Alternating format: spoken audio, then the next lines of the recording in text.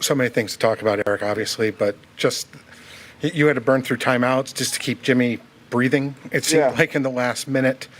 Where the Lakers' last real possession was right in front of you. What did you see, and how angst-laden were you when Danny got that look? Yeah, I mean, at the end of the day, I like those decisions. I mean, we had everybody in the paint. LeBron just had a bunch of those possessions in the fourth quarter where he was just getting to the basket, offensive rebounding, everything, at the rim, to the free throw line. So we needed to bring not only a second defender there, a third defender. Then they cut, and of course, Danny Green is there. But there was, a karma to it.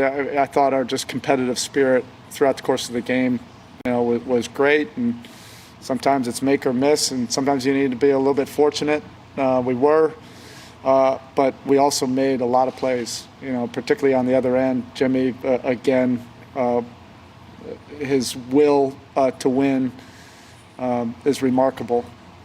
And to do that in 47-plus minutes and take the challenge on the other end. This is every young player coming into this league should study footage on Jimmy Butler.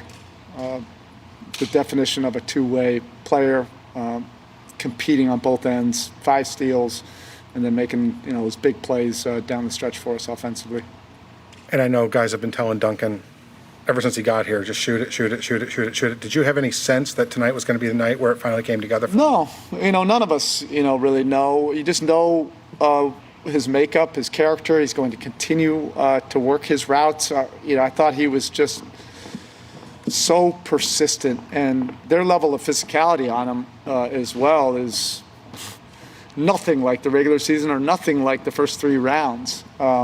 He just dusts himself off, continues to run his routes with great force.